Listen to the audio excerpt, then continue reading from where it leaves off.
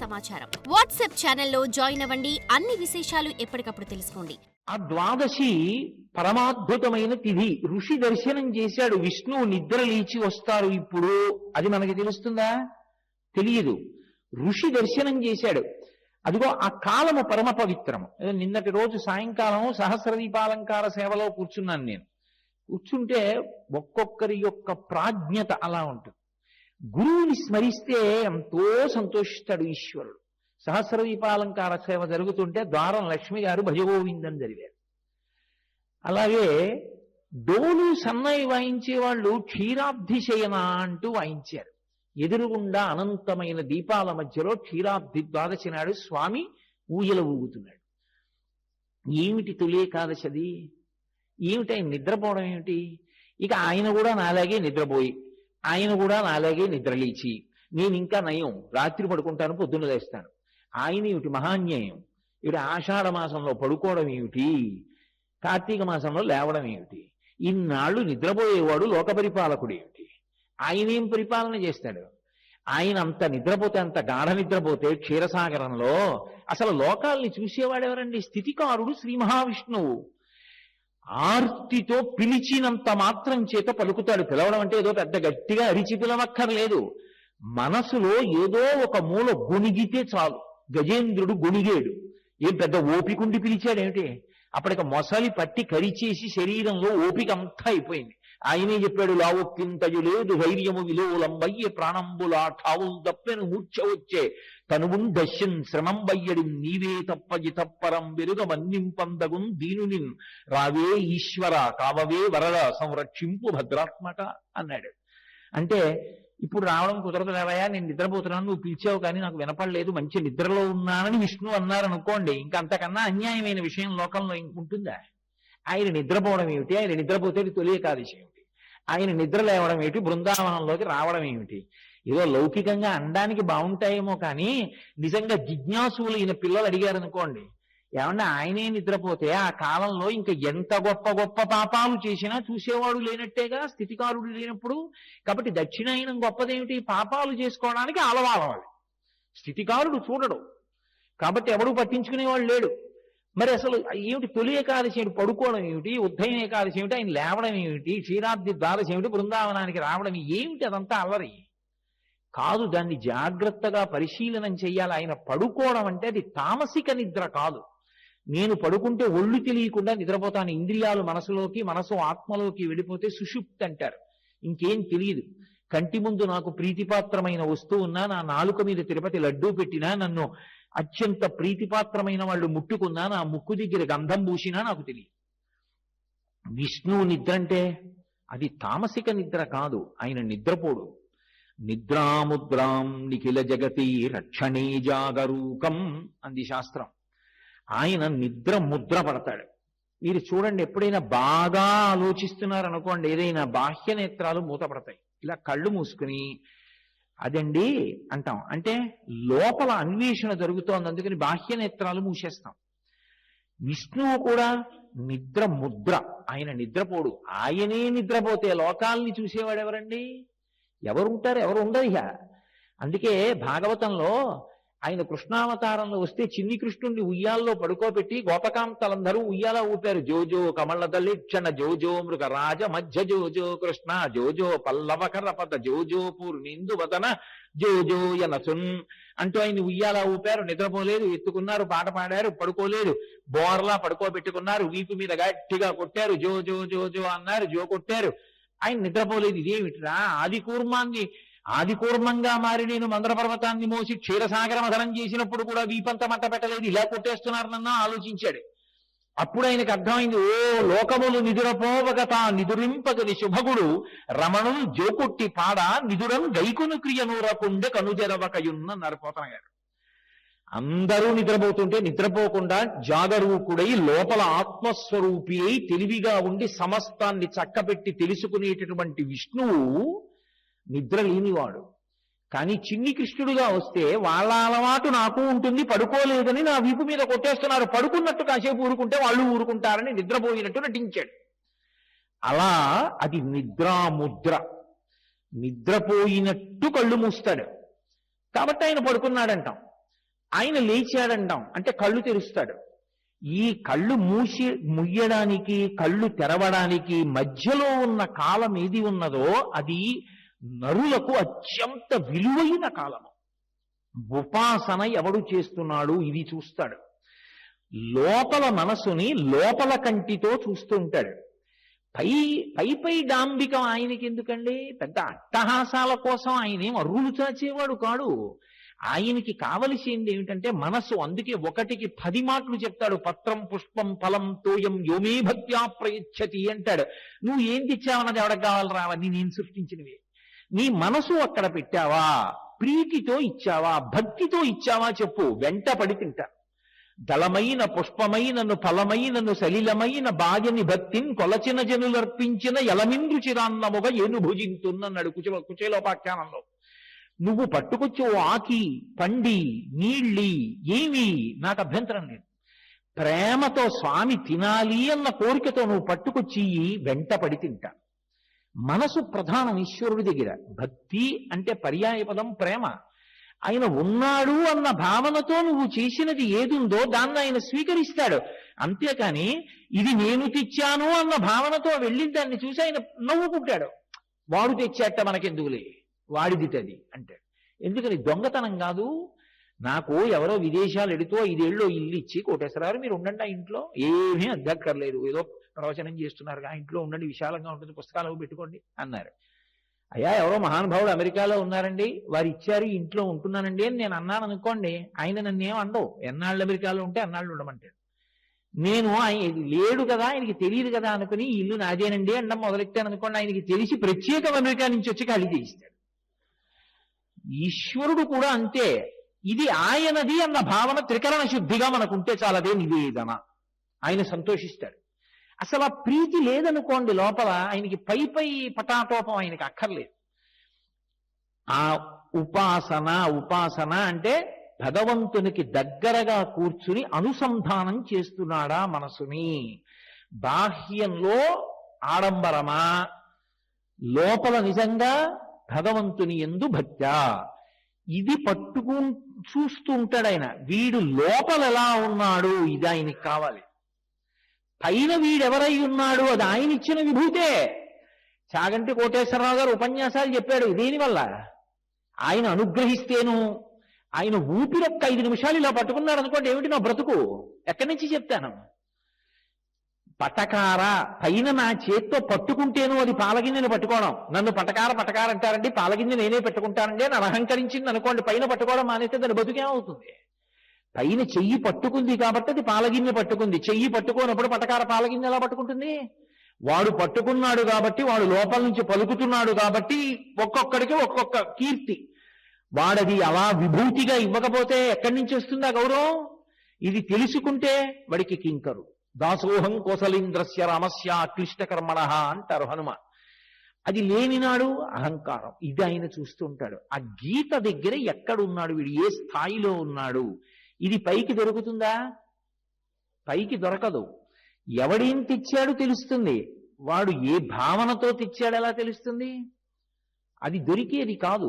గభీరే కాసారే విశతి విజనే ఘోర విపినే విశాలే శైలీ చ భ్రమతి కుసుమార్థం జలమతి సమర్ప్యే చేతస్సరసిజముమానాధభవతే సుఖేనావస్థాతుం జనహ్య నజానాతి కిమహో అంటారు శంకర భగవత్పాదులు శివానంద లహరిలో. ఎవడు తెమ్మన్నాడు రా? చెరువుల్లోకి వెళ్ళి తామర పూలు, చెట్లెక్కి మారేడు దళాలు ఇవన్నీ నేను తెమ్మన్నానే. అంటే పూజకి ప్రారంభంలో మంచిదే, అదే కాదు ప్రక్రియ. నీ మనసు అక్కడ పెట్టడం అన్నది ఉపాసన. ఇందులో ముందుకు వెళ్ళగలిగితే దాన్ని ఈశ్వరుడు చూస్తూ ఉంటాడు లోపల కంటితో. అది తొలి ఏకాదశి. ఏకాదశి అన్న పేరు ఆ తిథికి ఎందుకు రావాలి? ఏ 11 ఈశ్వరుని యందు లగ్నమై ఉండాలో అలా లగ్నమయ్యేటట్టు సాధన చేస్తున్న వాడెవడో వాడు ఏకాదశి వ్రతంలో ఉన్నాడు. ఏకాదశి అంటే 11. ఏకాదశి అంటే ఏ 11? 5 జ్ఞానేంద్రియాలు, 5 కర్మేంద్రియాలు, అధిష్టానమైనటువంటి బుద్ధి. ఈ 11 ఎవరు భగవంతుని యందు పెట్టారో వాడు ఏకాదశి వ్రతమునందున్నాడు. అది ఒక రోజు ఉండేది కాదు, కొనసాగాలి. ఆ కొనసాగింపునకు ఉపాసన అని పేరు. దీన్ని చూస్తూ ఉంటాడు ఆయన. ఈ లోపలి బుద్ధిని చూస్తూ ఉంటాడు. ఇది పైకి దొరుకుతుందా? పైకి దొరకదు. ఒక్కొక్కరికి ఒక్కొక్కలా కనపడతాడు అవతలవాడు. ఏదో నోటికొచ్చిన మాట అంటూ ఉంటాడు పక్షపాతంతో. కానీ అసలు లోపలి మనసు ఎవరు చూస్తారు? ఆయన చూస్తాడు. నేను మీకు ఈ ఉపాసన అన్న మాటకి అసలు పరిణతి చెందడం అంటే ఏమిటో, ఎందుకు అసలు కార్తీక మాసానికి అంత శక్తి వచ్చిందో ఒక్క మాట చెప్పనప్పుడు ఆ ఉపన్యాసం అర్థరహితం అవుతుంది. ఆ అనుసంధానమగుట అన్న మాటకి అర్థాన్ని శంకరాచార్యుల వారు సౌందర్యలహరిలో అద్భుతంగా చెప్తారు. జపో జల్పశిల్పం సకలమపి ముద్రా విరచన గతి ప్రాదక్షిణ్యాక్రమణవశనాద్యాహుతి విధి ప్రణామ సంవేశ సుఖమఖిలమాత్మార్పణ దృశ సపర్యాపర్యాయస్తవ భవతు ఎన్మే విలసితం అంటారు. ఇప్పటికీ వెంకటాచలంలో పెద్దలైనటువంటి వారు వయోవృద్ధులైపోయినటువంటి పండితులు కొంతమంది నాకు తెలుసు. వాళ్ళు నాతో తరచుగా అంటూ ఉంటారు, కోటేశ్వరరావు గారు, వెంకటాచలం పరమ భాగవతోత్తములైనటువంటి వారు వస్తున్నారు అని మాకు తెలుస్తుందండి. వెంకటేశ్వరుడు ప్రసన్నంగా ముఖం ఇంతై ఎంతో సంతోషంగా ఉంటాడు. ఎవరో కొండకొస్తున్నారు మహాభక్తులని గుర్తు. వాళ్ళు వచ్చినప్పుడు అలా ఉంటాడు. వాళ్ళెవరు? ఎవరికీ తెలియదు. వాళ్ళు వచ్చినప్పుడు మునివేళ్ల మీద నిలబడి చూస్తాడు, వీడు వచ్చాడురా నా కోసం, ఎంత కష్టపడొచ్చాడురా. వాడికి ధర్మమునందు అనురక్తి, అంత సంతోషిస్తాడు. వాడు వెళ్ళిపోయాడు. తండ్రికి పిల్లవాడు వెళ్ళిపోతే ఎలా బెంగగా ఉంటుందో అలా చిన్నబుచ్చుకుంటాడు. ఆయన వెళ్ళిపోయాడు. నాకు ఎన్నో సందర్భాల్లో చెప్పారు కూడా, సరే సభాముఖంగా కొన్ని చెప్పడం బాగుండదు, పేర్లు చెప్పడం బాగుండదు. పరమేశ్వరుడి ప్రీతి దేని యందు అంటే ఈ అనుసంధానమునందు. శంకరులు అంటారు, జపో జల్పశిల్పం. మాట్లాడడం అందరం మాట్లాడతాం, ఈశ్వరుడు ఇచ్చినటువంటి అనుగ్రహం. ఆయన స్వరపేటిక పెట్టాడు కాబట్టి మాట్లాడుతున్నాం, లేకపోతే ఎక్కడి నుంచి మాట్లాడతాం? మాట మాట్లాడేటప్పుడు ఈ మాట నేను ఎందుకు మాట్లాడగలుగుతున్నాను అన్నది అనుసంధానం చేసుకుని ఈశ్వరుడికి కృతజ్ఞత ప్రకటించిన వాడెవరో వాడు నిరంతర భక్తి తత్పరుడు. నేను శ్రీరామ అనగలను, నేను కృష్ణ అనగలను, నేను విష్ణు సహస్రం చదవగలను, నేను లలితా సహస్రం చదవగలను, నేను సౌందర్యలహరి చదవగలను. ఏది ఒక కుక్కని రామ అనమనండి, ఒక్కసారి రామ అంటే చాలు తరించిపోతుంది. కానీ కుక్క అనగలదా? అనలేదు. నేను అనగలను, నేను అనగలిగిన ఉపకరణాన్ని పొంది ఉన్నాను, కంఠంలో స్వరపేటికి ఉంది. ఉంటే మాత్రం నేను రామ అనగలనా? అక్కర్లేని మాటలు ఎన్నో అంటాను, రామ అని మాత్రం అన్నాం. అందుకే భక్తులైన వారు నేనంటానలేదు, నువ్వు అనిపించన్నారు. అది భక్తి. అందరూ భగవన్నామని చెప్పగలిగిన వాళ్ళైతే అక్రమాలిన మాటలు మాట్లాడడం ఎందుకు వచ్చింది? అలా పలకాలన్నా ఆయన అనుగ్రహం ఉండాలి, ఉన్నవాడు పలుకుతాడు. అందుకే నేను పలుకుతానని లేదు రామదాసు గారు. హరునకు విభీషణులకు అద్రిచకున్ తిరుమంత్రరాజమై కరికిన హల్యకున్ ద్రుపద కన్యకునార్తి హరించు చుట్టమై బరగిన ఎట్టి నీ పతితపావననామము నాదు జిహ్మపై నిరంతరము నటింపచేయుమి కదా జరధీ కరుణాపయోనిధి అన్నాడు. రామా నువ్వు పలికించు నీ నామం, నేనెక్కడ పలుకుతాను రామా అన్నాడు. నిజమైన మాట అంటే అది. ఈశ్వరుడి దగ్గర యథార్థం చెప్పుకున్నారు పెద్దలు. ధూర్జటి కాళహస్తీశ్వరుడి దగ్గరికి వెళ్ళి చెప్పాడు, రోషీరోగ్యతు కామినీ జనుల తారుణ్యోరు సౌఖ్యంబులన్ బాసీ బాయత పుత్రమిత్రధన సంపద్భ్రాంతి వంచాలతల్ కోశీకోయదు నా మనం బకట నీకున్ ప్రీతిగా సక్రియలు చేసి చేయుదు దీని త్రుళ్ళనచవే శ్రీ కాళహస్తీశ్వర అని చెప్పాడు. అది వాడు ఉన్నాడని నమ్మకం. వాడి దగ్గరికి వెళ్ళి మహానటుళ్ళ, చాలా భక్తి తత్పరుళ్ళ దొంగ వేషాలు వేయడం కాదు. ఈశ్వర నా ఎంది లోపం ఉంది, దీన్ని దిద్దు, నన్ను నీవాణ్ణి చేసుకో. ఏమిటో ఈ అనురక్తి పోవట్లేదు, అర్థం లేని ఆకర్షణ. ఈశ్వర దాన్ని తొలగించవయా అని ఎవడు నిజంగా చెప్పుకున్నాడో వాడు ధన్యాత్ముడు. అందుకు కదా ఆయన దగ్గరికి వెడితే ఒక లోపం కాదు వెంకటేశ్వర ఆయనదు. అజ్ఞానినా మయా దోషాన్ అశేషాన్ విహితాన్ హరే క్షమస్వత్వం క్షమస్వత్వం శేషశైల శిఖామణే. ఒకటా రెండా? నా లోపాలు ఎన్నో చెప్పడం నా వల్ల కాదు, నీ గుణాలు ఎన్నో నా లోపాలన్నీ. ధరతీ సభ కాగతికరవు లేఖిని సభ బలరాయి సాత సమందికి మసిగరవు హరిగణు లిఖాన జాయ్ అంటాడు కబీర్ దాస్ గారు. సప్త సముద్రాల్లో ఉండేటటువంటి జలాల్ని సిరా చేసుకుని అరణ్యాలలో ఉన్నటువంటి కలపనంతటినీ కళాన్ని చేసి భూమండలాన్నంతటినీ కాగితం చేసి ఓ శ్రీహరి నీ గుణములను వ్రాయడం మొదలు పెడితే నాకు ఈ సామాగ్రి సరిపోలేదు అన్నాడు. ఆయన గుణములు వ్రాయడం ఎంత కష్టమో నా లోపాలు చెప్పడం అంత కష్టం. అవి అసంఖ్యాకములు, ఇవి అసంఖ్యాకములు. అయితేనే దూది పర్వతంలో నిప్పు నిరుసు చాలదా పడితే కాలిపోవడానికి? క్షమస్వత్వం క్షమస్వత్వం శేషశైల శిఖామణి. క్షమించు స్వామి. త్రికరణ శుద్ధిగా అడగాలి, శ్లోకం నిలబడి చదివేయడం కాదు. నిజంగా అడిగితే ఒక్కసారి చాలు. సకుర్ణత్వా నత్వా కదమివ సతాం సన్నిధతే మధుక్షీరద్రాక్ష మధురి మధురీణాహ పణితయ అంటారు శంకరుల సౌందర్యలహరిలో.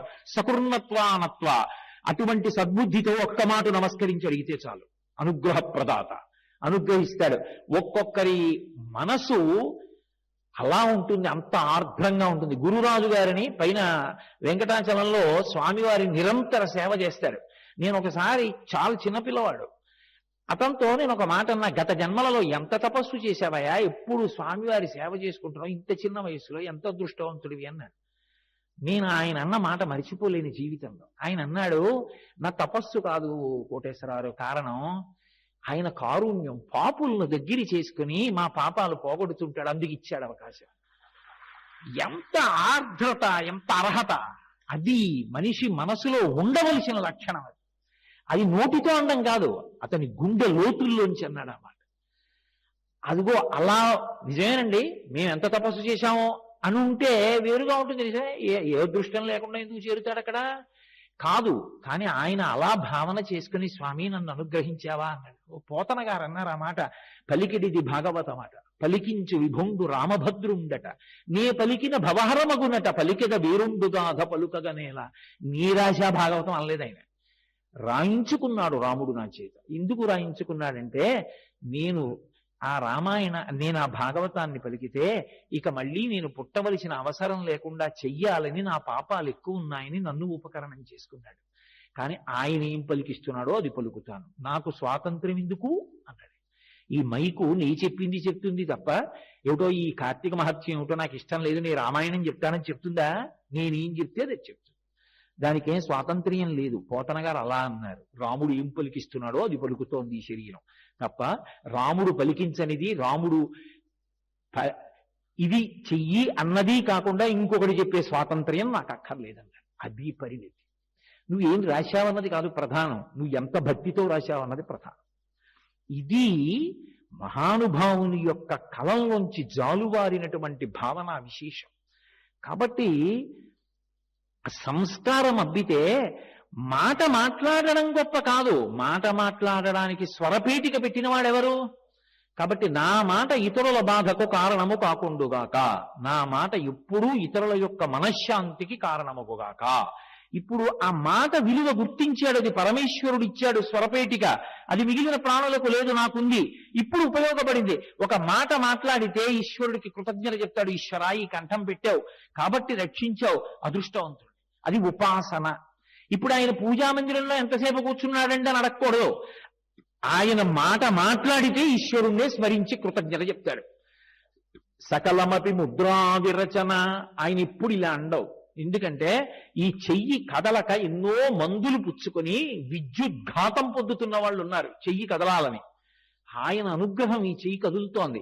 ఈ చెయ్యి కదలిక ఇతరుల శాంతికి కారణం కాదు. మీరేం బెంగ పెట్టుకోకండి అని ఇలా అనడానికి పనికి రావాలి, ఇలా అనడానికి నా చెయ్యి పనికి రాకూడదు జీవితంలో. ఎందుకని? ఈ చెయ్యి కదులుతోంది అంటే వెనక పరమేశ్వరుడు నుండి కదిలే అవకాశం ఇచ్చాడు. దీని కదలికలు ఎప్పుడూ ఇతరుల శాంతికి కారణముగాక, ఈ కదలికలు ఎప్పుడూ ఇతరుల అశాంతికి కారణము కాకుండుగాక. ఇప్పుడు ఏమైంది? ఆయన ఏ అవయవాన్ని కదిపినా అవి ముద్రలవుతాయి తప్ప మంత్రజపానికి ఆయన మామూలుగా కదిపినటువంటి కదలికలు కావు. అది భక్తి, అది పండుతూ ఉండాలి, అది పెరుగుతూ ఉండాలి, విస్తరించాలి. అంతేగాని భక్తికి పూజామందిరం ఒకటే అంటే రావణ భక్తి అవుతుంది. నియుజ్యమానాస్తు గజాస్వహస్తా సఖేశ్చరాస్తోత్పలపత్రహస్తా బభూవ దేవీ చ కృతాసు హస్తా లక్ష్మీస్తదా పత్నిని పద్మహస్త అంటారు మహర్షి రామాయణంలో. పుష్పక విమానంలోకి వెడతాడు, గజలక్ష్మిని ఆరాధన చేస్తాడు, బయటికి వస్తాడు, లక్ష్మీ స్వరూపమైనటువంటి సీతమ్మని చూడకూడని చూపు చూస్తాడు. గృహలక్ష్మి గృహే గృహే, పద్మావతి అమ్మవారి మందిరంలోకి వెళ్లి పద్మావతీదేవిని దర్శనం చేసి బయటికి వస్తున్నప్పుడు నీకు కంటికి కనపడిన సువాసినులందరూ ఆ పరదేవతా స్వరూపిణిలే. ఆ భావన నీకున్ననాడు నువ్వు నిరంతరం అమ్మవారి దర్శనం చేస్తున్నావు. అక్కడికి వెళ్ళి నమస్కారం పెట్టి బయటకు వచ్చి చూడకూడని చూపు చూస్తే ఆ అమ్మవారికి తెలియదు నువ్వు ఎటువంటి చూపు చూస్తుంటావో, అసహ్యించుకుంటుంది. చీ నువ్వు వస్తే నాకు పరమ అసహ్యం రా అంటుంది. యోగ్యత కలిగిన పుత్రుడు అంటే అమ్మ సంతోషించే కొడుకు అంటే లోచూపుని అమ్మ లోచూపుతో చూస్తుంది, లోచూపుని అయ్య లోచూపుతో చూస్తాడు. ఇది ఉపాసన కాలంలో మరీ ప్రత్యేకంగా చూస్తారు, పరీక్షాకాలం విద్యార్థికి లాగా. జీవితం సార్థక్యం పొందే కాలం. అందుకని ఆషాఢ శుద్ధ ఏకాదశి ఆయన పడుకుంటున్నాడు అంటారు. అంటే నువ్వు జీవితాన్ని సార్థక్యం చేసుకో, నీ మనసుని భగవంతుని యందు పెట్టడానికి ప్రయత్నం చెయ్యి. ఇప్పుడు కర్మేంద్రియములు దానికి సాధనం. ఇది జాగ్రత్తగా పట్టుకోవాలి. అభ్యాసయోగేన తతో మామిచ్ఛాప్తుం ధనంజయ అంటాడు శ్రీకృష్ణ భగవానుడు భగవద్గీతలో. నా మనసు పెట్టు అన్నారనుకోండి. ఇప్పుడు నేను మీ దగ్గరికి వచ్చాయా, మీ అందరూ మనసుని భగవంతుడి దగ్గర పెట్టండి అన్నాను అనుకోండి, వెంటనే అందరం మనసు భగవంతుడి దగ్గర పెట్టేశాం అనుకోండి, అయిపోయిందంటే అందరూ యోగులు అయిపోయారు. అలా పెట్టేస్తే ఇంకే, ఈ పువ్వు అక్కడ పెట్టంటే పెట్టచ్చు, అయ్యా స్నానం చేసిరా అంటే చేసి రావచ్చు, కాళ్ళు కడుక్కో అంటే కడుక్కోవచ్చు. మనసు ఇక్కడ ఉంచంటే ఉంటుందా? అంత తేలిక విషయం కాదు. ఇప్పుడే నేను అక్కడ కూర్చుని ఉండగా ఆనంద నిలయంలో అందరినీ లైన్లో పంపించేటటువంటి అధికారి వారు ఇక్కడే ఉన్నారు. ఆయన నాతో ఒక అమృతతుల్యమైన మాట అన్నారు. ఏమండి, వెంకటాచలానికి వచ్చి ఆనంద నిలయంలో ఆ స్వామిని లిప్తకాలం చూస్తే మురిసిపోయే వాళ్ళు కోట్ల మంది ఉన్నారు. నిలబెట్టలేదు నిలబెట్టలేదు నిలబెట్టలేదు అంటారు. అక్కడికి వచ్చిన తర్వాత ఏవో మాట్లాడుకుంటారు పక్క వాళ్ళతో. అయ్యా అలా మాట్లాడకండి అన్నాం అనుకోండి, అహంకారం మీరు మాకు చెప్పేవాళ్ళ అన్నట్లుగా ఉంటుంది. అందుకని వాళ్ళ మనసు గాయపడకుండా వాళ్ళకి ప్రయోజనం కలగడానికి నేను ఒక మాట అంటుంటాను, స్వామిని చూడండి స్వామిని చూడండి అంటూ ఉంటాను. వాళ్ళు వెళ్ళిపోతూ అయ్యో మేము పొరపాటు పడి అక్కర్లేని మాటల్లో పడ్డాం, కాలము దుర్వినియోగం అయిపోకుండా మీరు చేసిన హెచ్చరిక మాకు పనికొచ్చింది అని వెళ్ళిపోతూ ఉంటారండి. వాళ్ళకి ప్రయోజనం కల్పించడం కోసం నేను అక్కడ నిలబడుతూ ఉంటానన్నారు. అబ్బా ఎంత మంచి మనసురా అనుకున్నాను నేను. అది అవతల వారు మనసు పెట్టడం అంత తేలికైన విషయం కాదు. అందరూ మనసు భగవంతుడి దగ్గర పెట్టేశామనుకోండి, ఇంకే తరించిపోయినట్టే ఉత్తర క్షణంలో. ఇన్ని ప్రవచనాలు ఎందుకు, ఇన్ని గ్రంథాలు ఎందుకు, ఇంత సాధన ఎందుకు, ఏమీ అక్కర్లేదు. అయ్యా మీరు పెట్టండి మనస్సు. అదే ఆయన ఇప్పుడో చెప్పాడు, గీతలోనే చెప్పేశాడు, నాకు అవేం అక్కర్లేదు, నీ మనస్సు నా దగ్గర పెట్టన్నాడు. అలా పెట్టేస్తే ఇంకే పెట్టలేం కాబట్టి ఏం చేయాలి? కర్మేంద్రియాలకి పని చెప్పాలి. మనసు వెళ్ళటం లేదు, నువ్వు కర్మేంద్రియాలకి ఉపకరణం చేసుకో. ఈ కాళ్లతో కొండెక్కు, ఈ నోటితో గోవిందనామం చెప్పు, ఈ చేతులతో ఈశ్వరుడి సేవ చెయ్యి. అవి కర్మేంద్రియాలు చేస్తుంటే కొన్నాళ్లు పోయాక మనసు గుర్తు చేస్తుంది. అది దాని బలం బలహీనత. ఏరా 2 నెలలకోసారి వెంకటాచలం వెళ్ళాలనుకున్నాం, 3వ నెల వచ్చేస్తోంది ఇంకా వెళ్ళలేదు. 2 నెలలకోసారి ఓపిక ఉన్నన్నాళ్ళు కొండ నడిచి ఎక్కుదాం అనుకున్నాం, మనం వెళ్ళాలి కదా, డబ్బు కోసం తాపత్రయపడితే ఎలా, ఫోన్లే జనరల్ కంపార్ట్మెంట్ లోనైనా వెళ్ళిపోదాం. ఇప్పుడు ఏమైంది? నీ మనసు అక్కడికి వెళ్ళడానికి నీ శరీరము కర్మేంద్రియముల యొక్క సంఘాతము కారణమైంది. అభ్యాసము చేత శ్రీరామ శ్రీరామ శ్రీరామ శ్రీరామ వ్రాస్తున్నాను అనుకోండి, అభ్యాస యోగేన తతో కొన్నాళ్ళకి ఏం చేస్తున్నా శ్రీరామ శ్రీరామ శ్రీరామ శ్రీరామ శ్రీరామ అన్నం అలవాటు. అందుకొచ్చింది భజన సంప్రదాయం. భజన మండళ్ళకి అంత పెద్దపీట ఎందుకేస్తారో తెలుసా అండి? పండితుడా పామరుడా సంబంధం ఉండదు, అందరినీ అందులోకి కలుపుకుంటుంది భజన. మాకు తూర్పుగోదావరి జిల్లాలో కుగ్రామం మల్లవరం అని, అక్కడ తిరుమల తిరుపతి దేవస్థానం వారు ఒక గొప్ప రామాలయాన్ని భజన మండలిగా కట్టించారు. వాళ్ళు చేసే భజన చూస్తే తెల్లబోతాం. మాకు కాకినాడలో ఉంది భజన మండలి. భజన ఏం చేస్తుంది అంటే మీ ప్రమేయం లేకుండా మీతో భగవన్నామని చెప్పిస్తుంది. సరికదా, విపరీతమైన సంతోషాన్ని పెంచుతుంది. కర్మేంద్రియములు భగవంతుడి వైపుకు తీసుకెడతాయి. అందరం వెళ్ళి భజనలో కూర్చున్నాం అనుకోండి, అందరూ తప్పట్లు కొడుతున్నారు, ఒకడు చిరకలు వాయిస్తున్నాడు, ఒకడేమో ఏదో డప్పులు కొడుతున్నాడు, ఒకడేమో తాళం వేస్తున్నాడు, ఒకడేమో కంజరి వాయిస్తున్నాడు, ఒకడేమో గట్టిగా మైకు దగ్గర కూర్చుని భజన చెప్తున్నాడు. శ్రీరామనామము పలుకని వారలు అన్నాడు. మిగిలిన వాళ్ళందరూ శ్రీరామనామము పలుకని వారలు, రఘునామనామము పలుకని వారలు, రఘునామనామము పలుకని వారలు. ఏమవుతారు వీళ్ళందరూ? చెప్పడు. సీతారామనామము పలుకని వారలు అంటాడు. సీతారామనామము పలుకని వారలు. వీళ్ళు భజన చేస్తుంటారు. వీళ్ళందరూ ఏమవుతారు? వింటుంటాడు జాగ్రత్తగా ఏం చెప్తారని. జీవించి ఉండుటని సారము అంటాడు. ఇది రామనామం గొప్పతనం. ఇప్పుడు గట్టిగా రామనామం చెప్తారు అందరూ. కాబట్టి అయిపోయింది భజనంతా. ఎవడింటివో వెళ్ళిపోతున్నాడు, వాడి మోటార్ సైకిల్ వాడు ఎక్కాడు.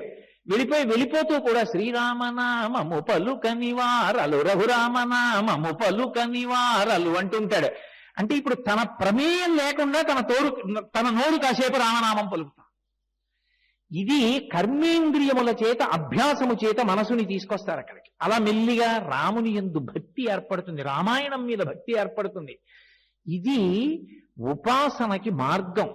అప్పుడు ఏమవుతుంది, పండిన స్థితిలో మీరు ఏం చేస్తున్నారన్న దాంతో సంబంధమే ఉండదు. కలిసి వచ్చిందా, కలిసి రాలేదా, కష్టం వచ్చిందా, సుఖం వచ్చిందా. భగవాన్ రమణులు అంటారు, చెరుకు కర్రని పట్టుకుని కత్తితో నరికిన, పళ్ళ మధ్యలో పెట్టి నవిలిన, లేదా దాన్ని మరలో పెట్టి తిప్పిన అది తియ్యటి రసాన్ని ఇస్తుంది తప్ప బాధపడి అది మాత్రం ఉప్పగా ఎప్పుడూ ఉండదు. నిజమైనటువంటి పండిపోయిన భక్తికి వెళ్ళిపోయినటువంటి వాడు శరీరం ఏమవనివ్వండి, ఏది వస్తోంది ఏది పోతోంది సంబంధం ఉండదు. లోపల మాత్రం భగవంతుణ్ణి పట్టుకుని పరవశించిపోతుంటాడు.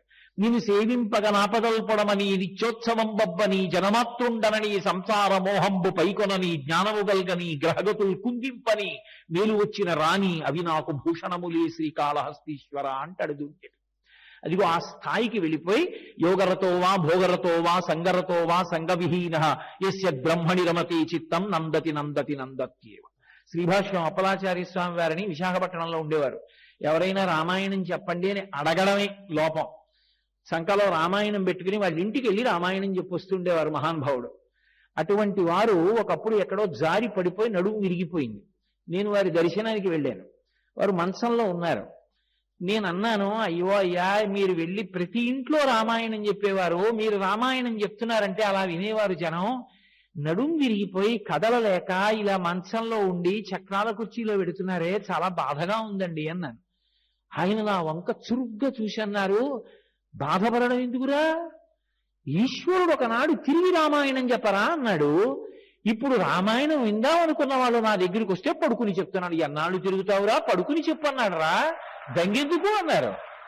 అది పండిన భక్తి. ఏమిటో ఇంతకాలం రామాయణం చెప్పాను, నడుము విరిచేశాడు ఈశ్వరుడు అనలేదు ఆయన. అది ఇక వాళ్ళని ఏ కష్టం చేత వాళ్ళ మనసు చెలిస్తుంది. ఎప్పుడూ రాముడే, ఎప్పుడూ సంతోషమే. గుండెపోటు వచ్చి వైద్యశాలకి తీసుకెడుతుంటే ఎదురుగుండా ఏ ఊరు నుంచో వచ్చిన వాళ్ళని పలకరించారు ఆయన. సే కొడుకు, మీకు గుండెపోటు వస్తోందని చెప్పలేక, నాన్నగారండి వైద్యశాలకి తీసుకెళ్ళాలి, తొందరగా రండి, ఏమిటండి ఆ మాట్లాడడం, రండి నాన్నగారు అన్నాడు. ఆయన అన్నారు, పూర్వభాషీచ రాఘవా కనపడితే ముందు పలకరించేవాడు రా రాముడు, రామాయణం చెప్పిన నేను వచ్చిన వాళ్ళని పలకరించకపోతే ఏం మర్యాదరా అన్నారు. అది కాదు రామాయణం జీర్ణం అవడం అంటే, అది కాదు భక్తి అంటే. యోగరతో వా భోగరతో వా సంగరతో వా సంగ విహీన యస్య బ్రహ్మణి రమతే చిత్తం నందతి నందతి నందత్యేవ. అదిగో ఉపాసన పండడం అంటే అది. అది కార్తీక మాసం దగ్గరికి వచ్చేటప్పటికి ఉపాసన చాలా జాగ్రత్తగా చేసుకో. ఎందుకని ఋషులు ఎందుకు నిర్ణయం చేశారు అంటే, ఒకటి ప్రమాదము నుండి తప్పించుకోవడానికి మొదట ఇది చెప్పారు. ఏమిటి ప్రమాదం అంటే, కాలమునందు ఒక పెద్ద ప్రమాదం ఒకటి పొటమరిస్తుంది. ఎందుచేత రావు భౌ అంటాడు వేదవ్యాస భగవానుడు దేవీ భాగవతంలో. యమధర్మరాజు గారి యొక్క 2 కోరల్లో ఒక కోరని శరదృతువులో బయటికి పెడతాడు. వసంత ఋతువులో 2వ కోర పైకొస్తుంది. యమధర్మరాజు గారి యొక్క కోర ఎప్పుడు పైకొస్తుందో అప్పుడు పరమ భయంకరమైనటువంటి ప్రమాదములు జరుగుతాయి. జరిగి చదవడానికి చూడ్డానికి కూడా రోమాంచితమై ఒళ్ళు జలధరించేంత భయంకరమైనటువంటి సంఘటనలు జరిగి జనులు నశించిపోతారు. ప్రమాదములు పొడసూపడం ఒకెత్తు, ప్రమాదములు జరగడం ఒకెత్తైతే, అంటువ్యాధులు మొదలైనటువంటివి ప్రబలనం, వరదలు రావడం, అకాలమైనటువంటి వర్షాలు పడడం, బాహ్యమునందు సంపద పంట మొదలైనటువంటివి నశించడం, ఇవన్నీ కారణమై ఉంటాయి. ఇంత నష్టం జరగకుండా ఉండాలి అంటే ఈశ్వరుని యొక్క ఉపాసన ఒక్కటే మార్గం. భగవంతుని ఉపాసన చేశామనుకోండి, శ్రీ మనకి అనుగ్రహింపబడుతుంది. వెంకటేశ్వరుడికి శ్రీదేవి భూదేవి భార్యలు అంటే ఆయనకి ఏదో సరదా పుట్టి ఇద్దరిని పెళ్లి చేసుకున్నాడని భావన చేయకూడదు. ఆయన విభూతులవి. ఈ భూమి నుండి అనేకమైన సంపదలు వస్తాయి. అందుకే వసుంధర అని పేరు భూమికి. ఐశ్వర్యం ఎక్కడి నుంచి వస్తుంది అంటే భూమిలోంచే వస్తుంది. నేను ఇల్లు కట్టుకోవాలి, కావలసిన ఇటకలు ఎక్కడి నుంచి వస్తాయి? భూమిలోంచే. నేను కారు కొనుక్కోవాలి, కారు తయారు చేయడానికి ఇనుము ఎక్కడి నుంచి వస్తుంది? భూమిలోంచే. కారు నడిచే పెట్రోల్ ఎక్కడి నుంచి వస్తుంది? భూమిలోంచే. అసలు భవతి ఉన్నాడు అంటారు సంస్కృతంలో. ఉండడానికి ఆధారం భూమే, తినడానికి పంట భూమిలోంచే, అన్నీ ఇచ్చేది భూమి. అలా ఇవ్వాలా వద్దా? ఎవరిని అడిగిస్తుంది ఆవిడ?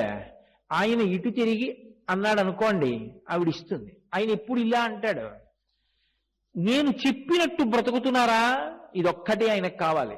ఆయన ఎప్పుడు చెప్పాడు? వేదంలో చెప్పాడు. వేదం ఆయన యొక్క మాట.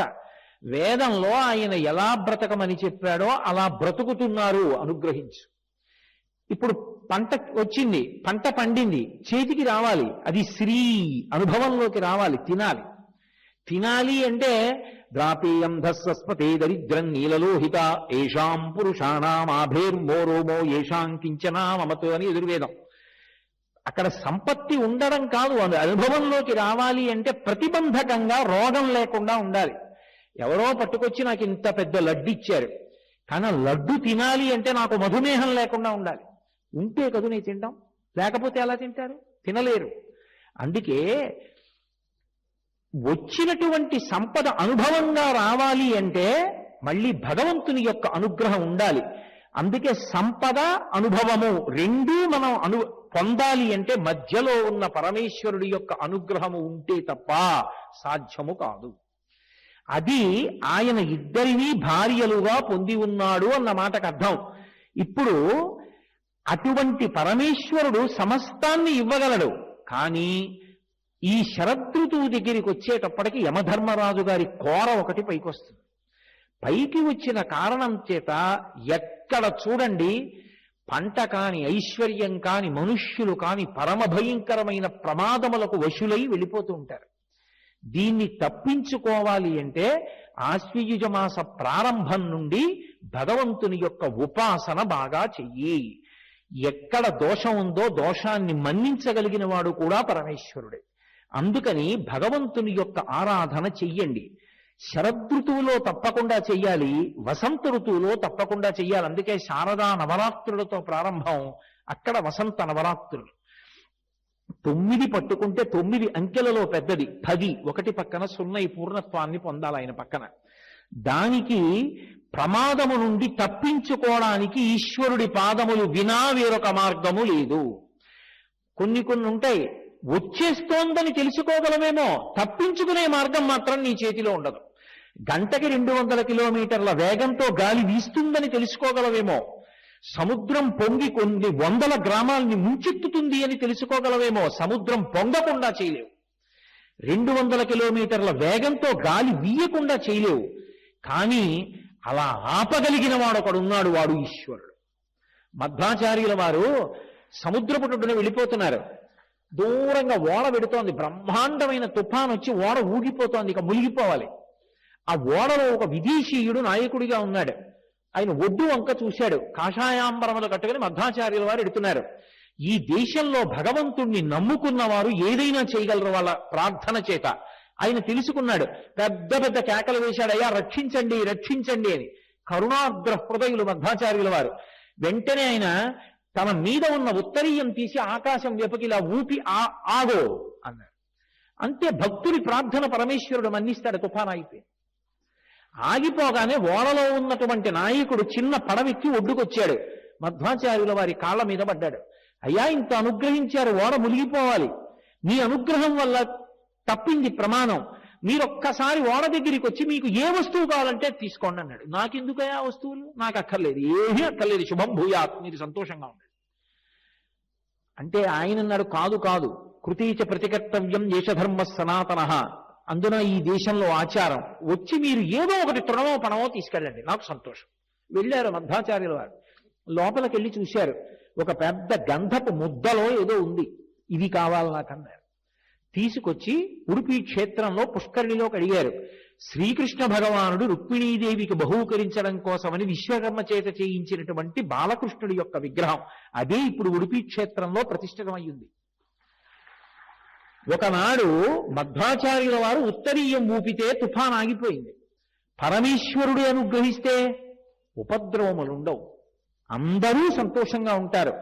ఏ కాలమునందు ప్రమాదము పొటమరించే అవకాశం ఉంటుందో ఆ కాలమునందు దానికి నివారణోపాయంగా నేనొక్కడిని రక్షింపబడడం కాదు, నాకు 7 అంతస్తుల మేడుందండి, చాలా ఎత్తు మీద ఉందండి, సముద్రం పొంగొచ్చినా నాకేం అవదండి, అవసరం అయితే ఆ ప్రకటన వెలువడగానే నేను మా బంధువుల ఇంటికి విమానంలో వెళ్ళిపోగలనండి, నేను భాగ్యవంతుణ్ణండి, అది ఈ దేశ లక్షణం కాదు. నేను బ్రతకడం కాదు, నాతో అందరూ బ్రతకాలి. కారణం, మాతాచ పార్వతీదేవి పితాదేవో మహేశ్వర, మా తల్లిదండ్రులు వాళ్ళు, మేమందరం వాళ్ళ సంతానం, అన్నదమ్ములం, అందరూ బ్రతకాలి. అందుకని శం ద్విపదే శం చతుష్పదే, మనుష్యులు కాదు 2 కాళ్ళున్న మనుష్యులు 4 కాళ్ళున్న జంతువులు కూడా సుఖంగా ఉండాలి.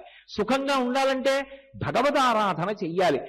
ఎవడు అటువంటి శాసనం చెయ్యగలడో, ఎవడు అలా ఫలితాన్ని ఇవ్వగలడో అటువంటి వాడు అనుగ్రహించిన నాడు అసలు అటువంటి దుష్ఫలితములు కలగకుండా, ఉపద్రవములు ఏర్పడకుండా కాపాడగలడు. అందుకే యమధర్మరాజు యొక్క కోర పైకొచ్చేటటువంటి కాలం కాబట్టి ఈశ్వరోపాసన చేత నువ్వు రక్షణ కల్పించుకో. మనకి ఋషులు సూచన చేశారు. మీరు ఎప్పుడైనా గమనించండి, శరత్కాలం వచ్చినా వసంతకాలం వచ్చినా పరమ భయంకరమైనటువంటి ప్రమాదముల గురించి మనం చదువుతూ ఉంటాం.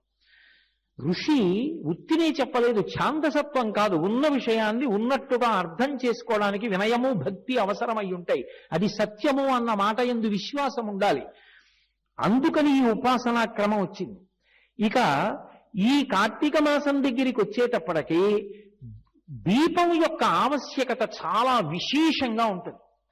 ఎంతో గొప్పగా, అసలు ఆశ్వయుజ మాసంలో వచ్చేటటువంటి అమావాస్య నాడు ప్రారంభం. ఒక దీపం కాదు, ఆవళి వరుస, దీపముల వరుస ఎప్పుడు ఏర్పడుతుంది?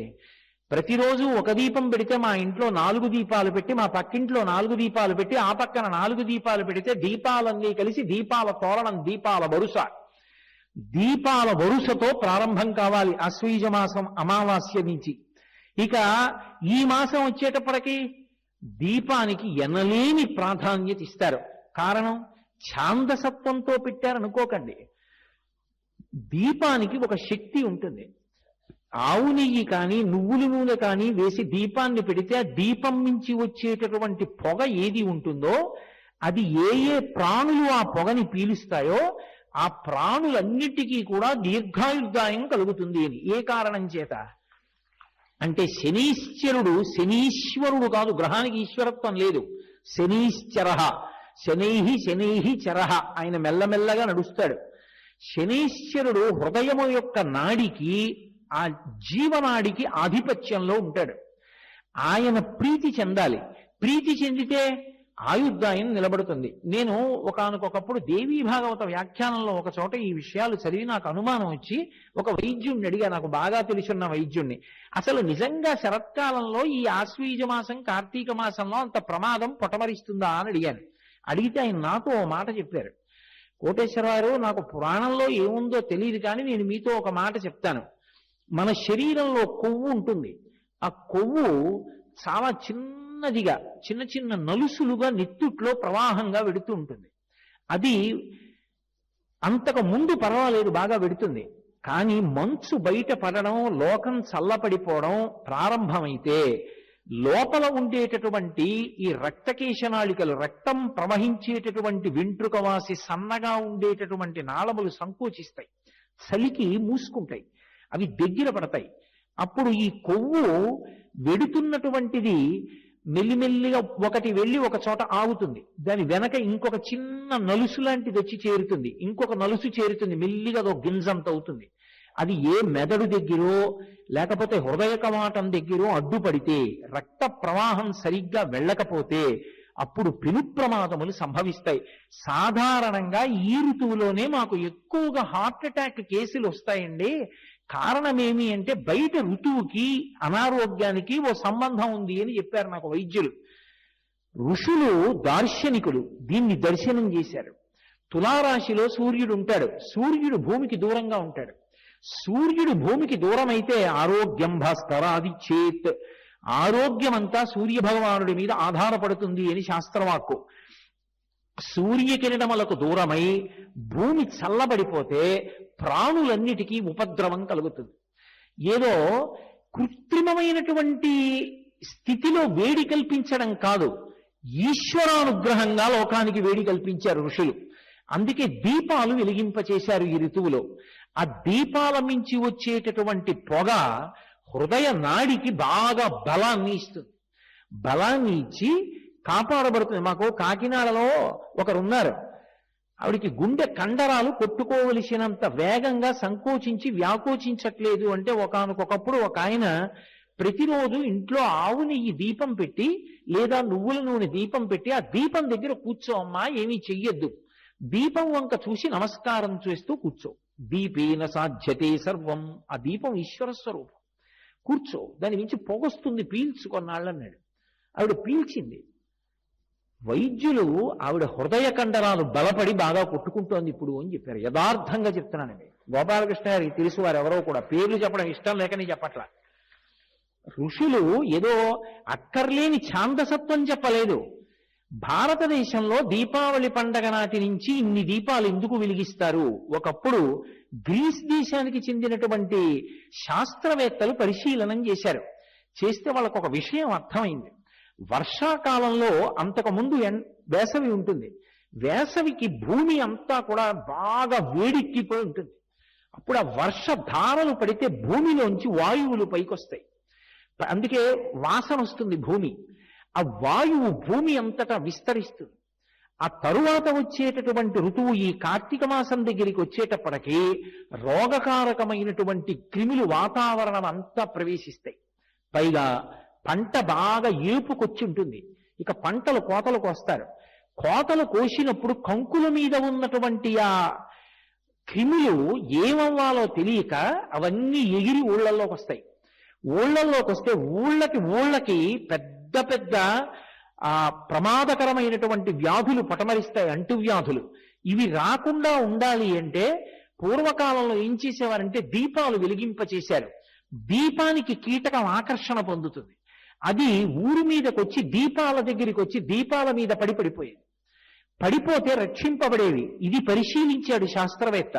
ఆయన నారిమన్ బోర్వెల్ అని, ఆయన గ్రీక్ దేశంలో దీపావళి దీపోత్సవము అన్న పేరు తీసేసి లైట్ క్యాచింగ్ థెరపీ అని చెప్పి ఒక లైట్ ట్రాపింగ్ థెరపీ అని ఒక పద్ధతిని డెవలప్ చేశాడు. భారతదేశంలో ఆశ్వీజ మాసం చివరి నుంచి దీపాలు ఎలా పెడతారో అలా గ్రీక్ దేశంలో కూడా దీపాలు ప్రతి ఇంటా వెలిగించండి. పంటలు పాడు చేసేటటువంటి క్రిములు, రోగకారకమైన క్రిములు నశించే అవకాశం ఉంది అని అలా వెలిగించడం మొదలుపెట్టిన తర్వాత గ్రీక్ దేశంలో రోగాలు, ఉత్పాతాల సంఖ్య తగ్గింది. ఒకనాడు ఋషి దార్శనికుడై చెప్పినటువంటి విషయాన్ని శాస్త్రవేత్తలు అంగీకరించారు తరువాతి కాలంలో. ఇవి ఇందుకు పెట్టబడ్డాయి. కానీ ఇక్కడ పెడితే భౌతిక రక్షణ కోసమని కాదు, అది ఈశ్వర స్వరూపంగా, ఆ దీపము ఈశ్వరుడే, అది మమ్మల్ని రక్షిస్తుంది అని దీపాన్ని వెలిగించడం అనేటటువంటి క్రియ ప్రారంభం చేశారు. అలాగే మనకి ఈ కార్తీక మాసం దగ్గరికి వచ్చేటప్పటికి పౌర్ణమి తిథికి వెడితే ప్రత్యేకంగా దీపమే ప్రధానమై ఉంటుంది. దీపమునకు ఉన్నటువంటి ప్రఖ్యాతి ఇక దేనికి ఉండదు. మీరు దీపం ఎక్కడ పెట్టారు అన్న దాంతో నియమం లేదు. మీరు ఇంట్లో పెట్టారా, శివాలయంలో పెట్టారా, విష్ణువాలయంలో పెట్టారా, మఠంలో పెట్టారా, ఇది కాదు. మీరు దీపం పెట్టారా లేదా, ఇది ప్రధానం. ఎందుచేత దీపం పెట్టడం అనేటటువంటిది కార్తీక పౌర్ణమికి అంత ప్రధానమైనది అంటే దానికి ఒక కారణం చెప్పారు. ఒకటి, ఆ కార్తీక పౌర్ణమి వచ్చేటప్పటికి మిగిలినటువంటి జీవకోటినంతటినీ ఉద్ధరించడానికి కావలసినటువంటి మంచి అవకాశం మనుష్య ప్రాణి పొందుతాడు. త్యాగే నైకే అమృతత్వమానసు, పరులకి ఉపకారం చేసి త్యాగం చేసిన వాడెవడో వాడు అమృతత్వాన్ని పొందుతాడు. సమస్త భూతకోటికి ఆ తిథి నాడు మహోపకారం చెయ్యడానికి కావలసినటువంటి అనుగ్రహ శక్తి మనుష్యునికి ఉంటుంది. ఎలా అంటే దీపాన్ని వెలిగించి, కేవలం లౌకికమైన దీపం కాదది. అందుకే దీపారాధన అన్న మాట వచ్చింది. పుష్పారాధన లేకపోతే ఏదో నైవేద్యారాధన అలా ఉండదు. ఏదో ఈశ్వరుడికి నైవేద్యం పెట్టడానికి 4 అరటిపళ్ళు పట్టుకొచ్చారనుకోండి, అరటిపళ్ళకి ఆరాధన చేయరు. లేకపోతే గంధం అక్కడ పెట్టారనుకోండి, గంధానికి ఆరాధన చేయరు. దీపం వెలిగిస్తే దీపారాధన, దీపానికి ఆరాధన ఉంది. ఎందుకని దీపము పరబ్రహ్మస్వరూపం. నత్ర సూర్యో భాతి నచంద్రతారకం నేమా విద్యుతో భాతి కుతోయమగ్ని తమీవ భాంతమనుభాతి సర్వం తస్య భాతా సర్వమిదం విభాతి. ఎక్కడ ఇక సూర్యచంద్రులు కూడా ప్రకాశించకుండా ఒక్క పరమేశ్వర తత్వము మాత్రమే ప్రకాశించి కొన్ని కోట్ల మందిని అనుగ్రహింపచేస్తుందో అటువంటి ప్రకాశము వెలుగులకు వెలుగైనటువంటి ఆ దివ్య యొక్క స్వరూపమే పరబ్రహ్మం. అది ఆరిపోవడం ఉండదు లోకంలో. అందుకే పోతన గారు భాగవతంలో అంటారు, లోకంబులు లోకేశులు లోకస్తులు తెగిన తుది అలోకంబగు పింజీకటి కావల యవ్వండే కాకృతి వెలుగు అతని వేసే వింటును అంటారు. ఆయన ఎప్పుడూ అలా వెలుగుతూనే ఉంటాడు. అది అసలు ఈశ్వర స్వరూపం వెలుగు. అది ఈ లోకాల్ని పరిపాలించేవాళ్ళు, లోకాలలో ఉన్నవాళ్ళు అందరూ మహాప్రళయంలో సముద్ర జలాలలో లయమైపోయినా ఈ గాఢాంధకారానికి ఆవలవాడొక్కడు మాత్రం వెలుగులకు వెలుగై వెలుగుతూ ఉంటాడు. ఆ దీపం సాక్షాత్ పరమేశ్వరుడు. For more videos like this, subscribe Big TV channel.